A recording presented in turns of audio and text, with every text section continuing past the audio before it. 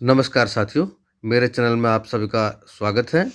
देखिए उत्तराखंड सरकार के अंतर्गत काम करने वाले जो जीपीएफ धारक सरकारी कर्मचारी हैं, उनके लिए एक महत्वपूर्ण खबर आई है। जीपीएफ धारक यानी सामान्य भविष्य निधि के अंतर्गत जो कर्मचारी आते हैं, जिसके तहत वो पेंशन पाते हैं, उनके लिए एक महत्वपूर्ण खबर आई है। उसी खबर पर हम चर्चा करेंगे। तो यहाँ आप स्क्रीन पे देख सकते हैं बिग ब्रेकिंग, उत्तराखंड सरकार ने किया सामान्य भविष्य निधि नियमावली में संशोधन। ठीक है, जो सामान्य भविष्य निधि अर्थात जीपीएफ की जो नियमावली है, उसमें कुछ संशोधन उत्तराखंड सरकार द्वारा किया गया है। इसी पर जो बातें हैं, उससे संबंधित जो मुद्दे हैं, उन्हीं पर हम आगे वीडियो में चर्चा करेंगे। ठीक है, तो हम आगे बढ़ते हैं। हाँ, तो आप यहाँ स्क्रीन पे देखिए, उत्तराखंड सरकार ने किया सामान्य भविष्य निधि नियमावली में संशोधन। इसको पढ़ते हैं। देखिए, देहरादून से ये शासन से अर्थात सचिवालय से खबर होगी। तो उत्तराखंड राज्य सरकार ने सामान्य भविष्य निधि जीपीएफ, देखिए जो जीपीएफ के अंतर्गत जो सरकारी कर्मचारी आते हैं, उनके लिए ये खबर है। उत्तराखंड सरकार ने सामान्य भविष्य निधि जीपीएफ नियमावली 2006 में संशोधन कर दिया है। ठीक है, यह नियमावली पूर्व में 2006 में लाई गई थी और वर्तमान में इसमें उत्तराखंड सरकार द्वारा संशोधन कर दिया गया है। यह संशोधन विशेष रूप से अभिधान की अधिकतम सीमा और उसकी गणना के तरीके में किया गया है। ठीक है, जो कंट्रीब्यूशन गवर्नमेंट एम्प्लॉय का जमा होता है, उसी के संबंध में ये संशोधन किया गया है, उसकी गणना के संबंध में। आगे चलते हैं। नए संशोधनों के अनुसार अब वित्तीय वर्ष में अभिदान की कुल राशि 5 लाख रुपए से अधिक नहीं हो सकती। ठीक है, तो अब वित्तीय वर्ष में जो गवर्नमेंट एम्प्लॉय का कंट्रीब्यूशन होगा जीपीएफ खाते में, वो 5 लाख रुपए से अधिक नहीं हो पाएगा। ठीक है, जैसे ही अभिदान 5 लाख रुपए तक पहुंच जाएगा, वह कटौती रुक जाएगी। ठीक है, तो जैसे अभिदान आपका जो कंट्रीब्यूशन है वो 5 लाख रुपए तक पहुंच जाएगा, तो कटौती स्वतः ही रुक जाएगी। इससे पहले अभिदान की राशि केवल मूल वेतन के 10% तक सीमित थी, लेकिन अब इसमें शिथिलता प्रदान की गई है, जिससे कुछ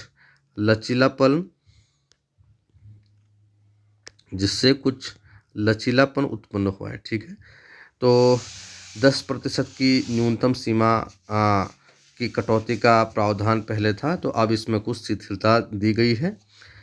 ठीक है, आगे चलते हैं।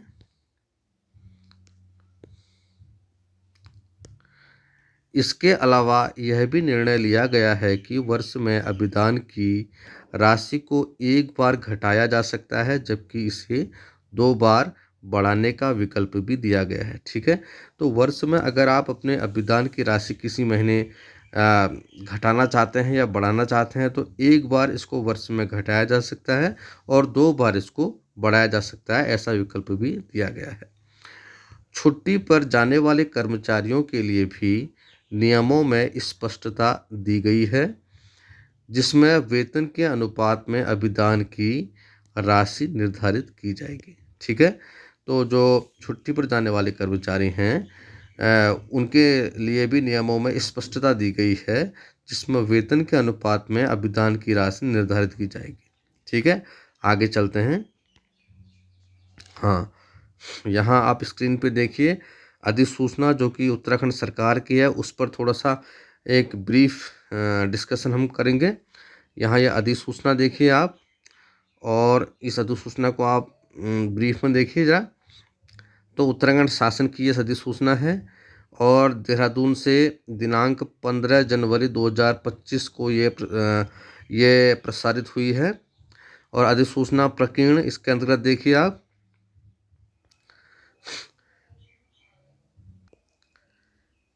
श्री राज्यपाल भारत का संविधान के अनुच्छेद 309 द्वारा प्रदत्त शक्ति का प्रयोग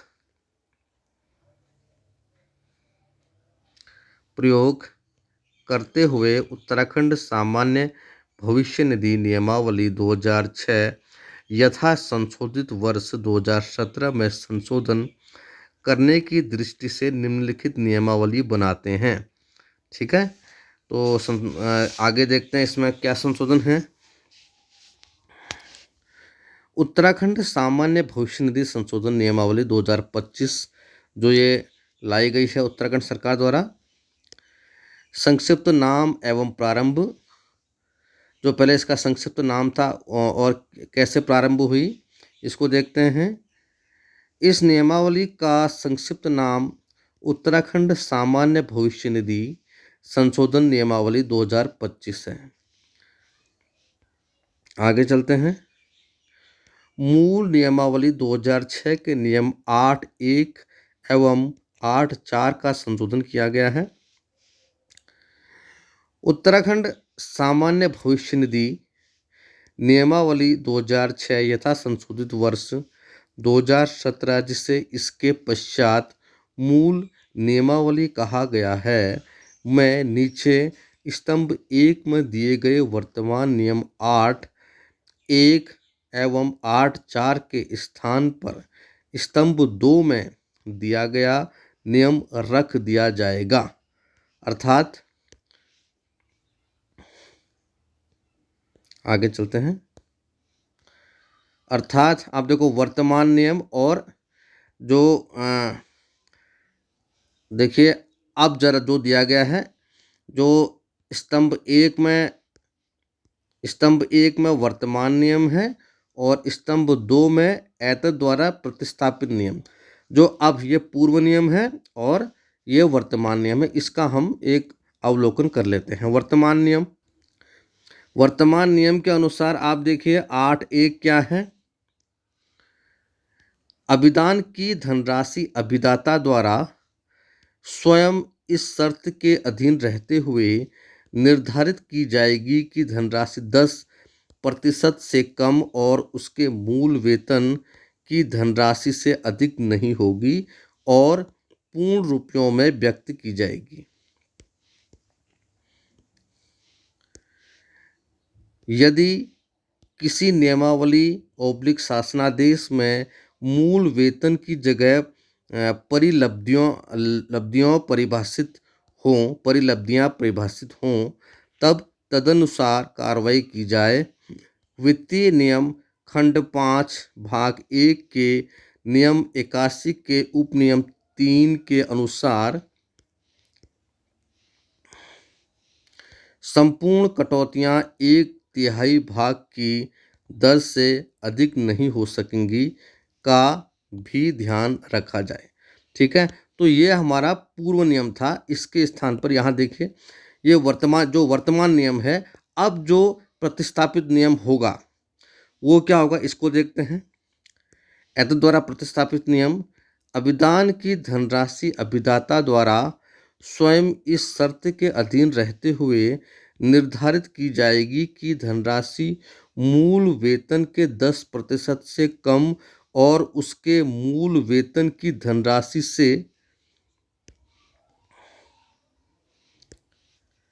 अधिक नहीं होगी और पूर्ण रुपयों में व्यक्त की जाएगी। ये तो पूर्व के समान है। आगे देखते हैं।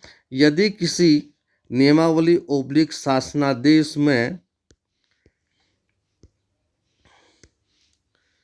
मूल वेतन की जगह परिलब्धियां परिभाषित हों तब तदनुसार कार्रवाई की जाए।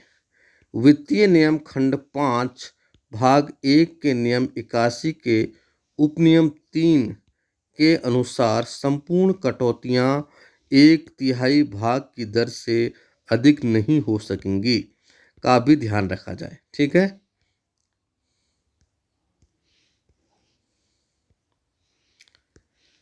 परंतु यह भी कि किसी वित्तीय वर्ष में अभिदान की धनराशि उस वर्ष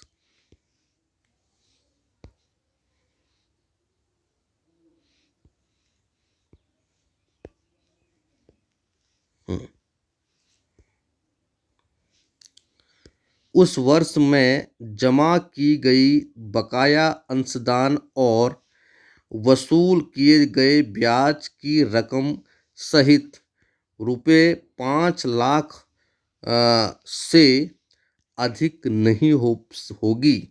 यही पॉइंट नया है, ठीक है, नहीं होगी, अर्थात उस वित्तीय वर्ष में रुपये 5 लाख की अधिकतम सीमा प्राप्त होते ही अभिदान की कटौती बंद कर दी जाएगी। ठीक है, इस हेतु न्यूनतम अभिदान की सीमा को शिथिल समझा जाएगा। ठीक है, अब देखो, जैसे अगर इसका मतलब क्या है कि अगर आपकी साल पूरा होने से पहले 10वें महीने में या 9वें 10वें 11वें या जनवरी में दिसंबर में 5 लाख रुपए की कटौती हो जाती है, तो कटौती का जो 10% कंपल्सरी मतलब कटौती का प्रावधान है उसमें शिथिलता दी जाएगी और अगले 2 महीने या बचे हुए महीने में आपकी उस वेतन से कटौती नहीं होगी अगर 5 लाख रुपए की कटौती ऑलरेडी हो चुकी है तो। ठीक है, तो ये नियम यहाँ पर नया है। ठीक है, अब हम पूर्व के में देखते हैं। अब 8(4) जो है, अब 8(4) में देखिए आप, ये पूर्व का नियम है। ठीक है, जो वर्तमान का है वो देखते हैं। ये वर्तमान का है और वो प्रतिस्थापित है। तो यहाँ देखिए 8(4) के अनुसार नियम 8(4) इस प्रकार निर्धारित अभिदान की धनराशि को वर्ष के दौरान किसी समय एक बार कम किया जा सकता है। ठीक है, एक बार कम किया जा सकता है और वर्ष के दौरान 2 बार बढ़ाया जा सकता है। ये तो इसमें कोई परिवर्तन नहीं किया गया है। आगे देख लेते हैं। परंतु जब अभिदान की धनराशि इस प्रकार कम कर दी जाए तो वह उपनियम 1 में विहित न्यूनतम से कम नहीं होना चाहिए, मतलब कि 10% का जो कटौती का नियम है उससे कम नहीं होना चाहिए। आगे देखते हैं। परंतु यह और कि यदि अभिदाता किसी कैलेंडर मास के भाग के लिए बिना वेतन के छुट्टी पर या अर्ध औसत वेतन पर हो और उसने ऐसी छुट्टी के दौरान अभिदान न करने का चुनाव किया हो तो इस वेतन की धनराशि छुट्टी पर व्यतीत किए गए दिनों की संख्या जिसके अंतर्गत ऊपर निर्दिष्ट से भिन्न छुट्टी यदि कोई हो भी है अनुपात में होगा। ठीक है, तो अगर यदि कोई ये पूर्व का नियम था कि यदि कोई कर्मचारी छुट्टी पर है तो छुट्टी के दिनों के अनुपात के अनुसार उसकी कटौती होगी। अब देखो इसका जो संशोधित है 8(4) पहले ऐसा था और 8(4) अब क्या है, संशोधित क्या है। इस प्रकार के निर्धारित अभिदान की धनराशि को वर्ष के दौरान किसी भी समय एक बार कम किया जा सकता है। ठीक है, जो पूर्व की भांति है, आप देखिए पूर्व में दौरान किसी भी समय एक बार कम किया जा सकता है, यहाँ भी है किसी भी समय पूर्व वर्ष के दौरान किसी भी समय एक बार कम किया जा सकता है और है वर्ष के दौरान 2 बार बढ़ाया जा सकता है, ये भी सेम है। ठीक है, ये भी सेम है, वर्ष के दौरान 2 बार बढ़ाया जा सकता है। आगे चलते हैं। परंतु जब अभिदान की धनराशि इस प्रकार कम या अधिक कर दी जाए तो यह उपनियम 1 में विहित सीमा से कम या अधिक नहीं होगी। ठीक है, यह भी वही है। ठीक है, विहित न्यूनतम सीमा से कम नहीं होगी।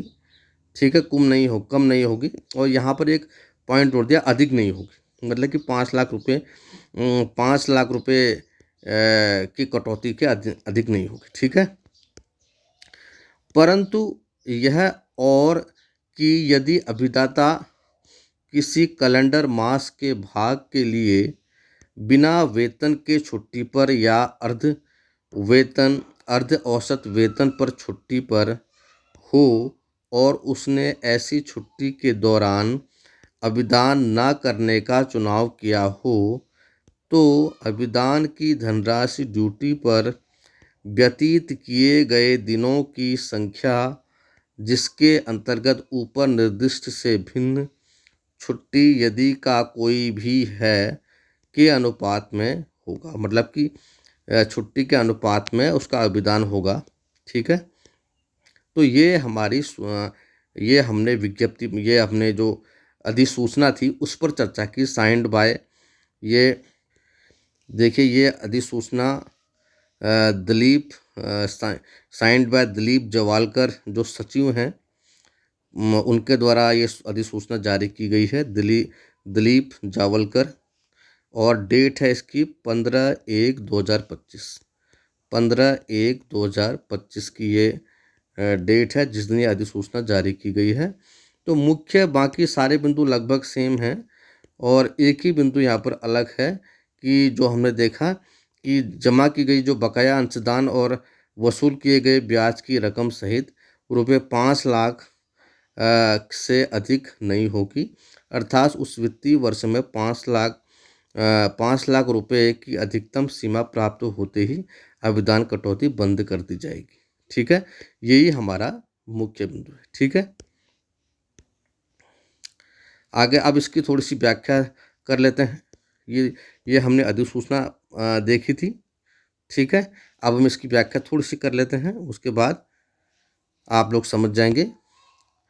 हाँ, अधिसूचना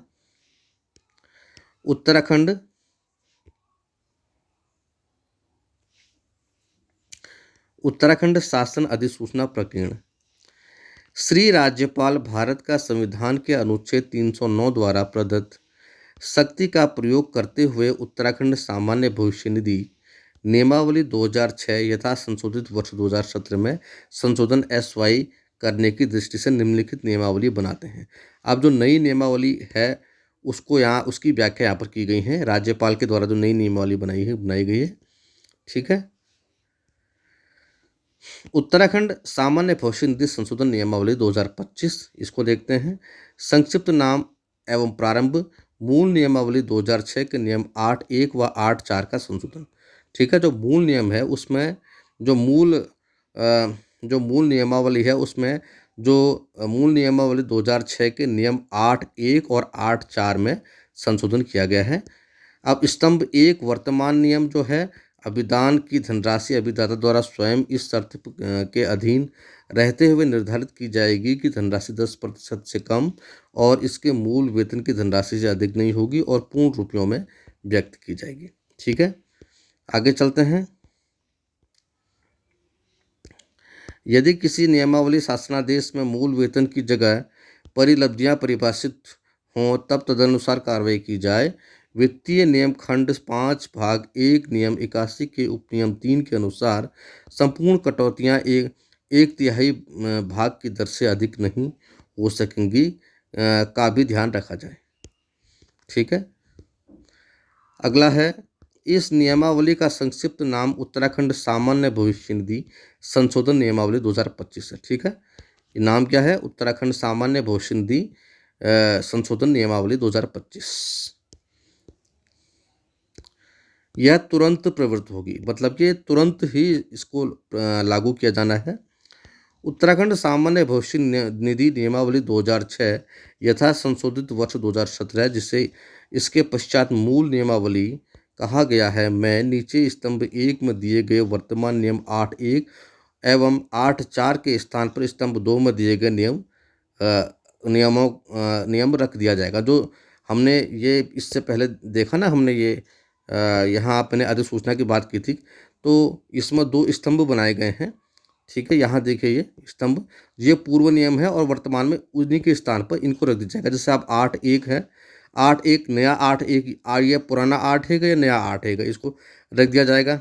और यहाँ 8.4 के इतने भाग हैं, उसके स्थान पर 8.4 के इतने भाग रख दिए जाएंगे। ठीक है, 8.1 और 8.4 में संशोधन किया जाएगा। आगे चलते हैं।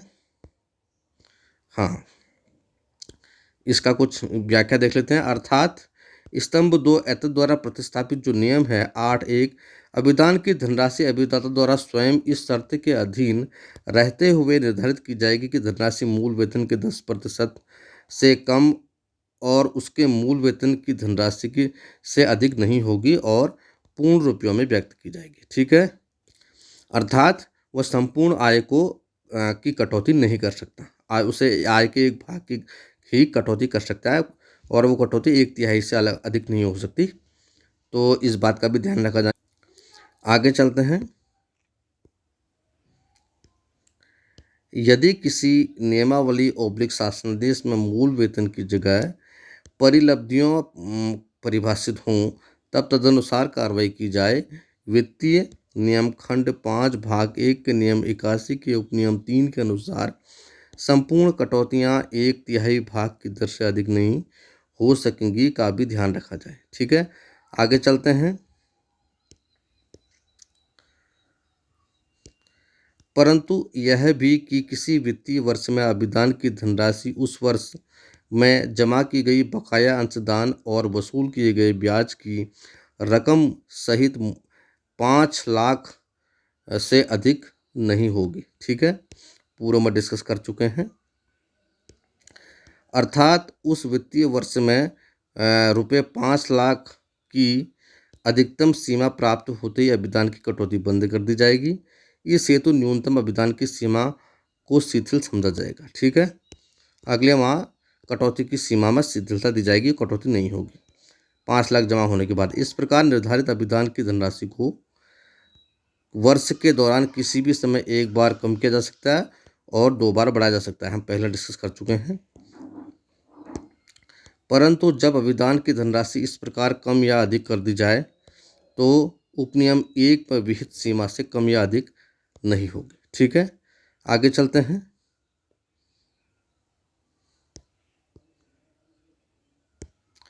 परंतु यह और कि यदि अभिदाता किसी कैलेंडर मास के भाग के लिए बिना वेतन के छुट्टी या अर्ध वेतन औसत वेतन पर छुट्टी में हो तो उसने ऐसी छुट्टी के दौरान अभिदान न करने का चुनाव किया हो तो अभिदान की धनराशि ड्यूटी पर व्यतीत किए गए दिनों की संख्या जिसके अंतर्गत ऊपर निर्दिष्ट से भिन्न छुट्टी यदि कोई हो कोई भी है के अनुपात में होगा, पहले डिस्कस कर चुके हैं। ठीक है, 8.4 इस प्रकार निर्धारित अभिदान की राशि को वर्ष के दौरान किसी भी समय एक बार कम किया जा सकता है और 2 बार बढ़ाया जा सकता है। ठीक है,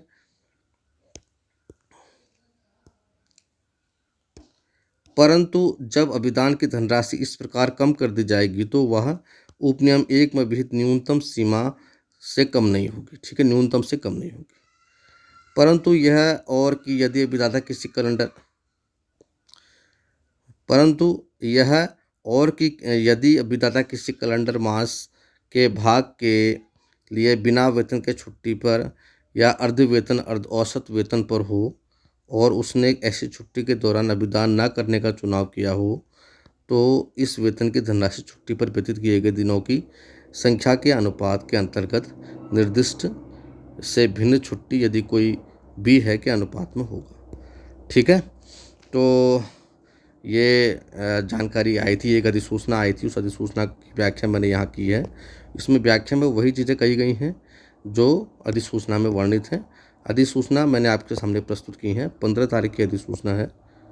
ठीक, आप देखिए इस अधिसूचना को, 15 तारीख को ये अधिसूचना आई है। इसमें डेट 15 जनवरी 2025 है। इस अधिसूचना को मैंने आपके सामने पढ़ा है और ये अधिसूचना किसके द्वारा है?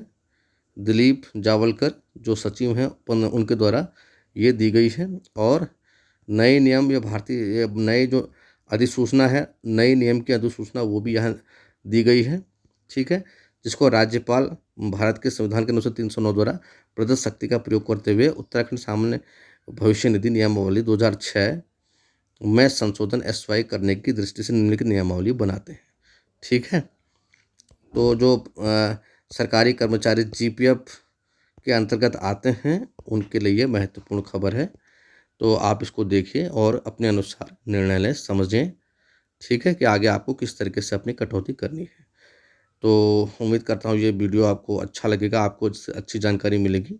अगर आपको ये वीडियो अच्छा लगता है तो आप इसे लाइक कीजिए, शेयर कीजिए, मेरे चैनल को सब्सक्राइब कीजिए। बाकी की जानकारी मैं आपको अगली वीडियो में दूँगा। बहुत-बहुत धन्यवाद आपका। नमस्कार।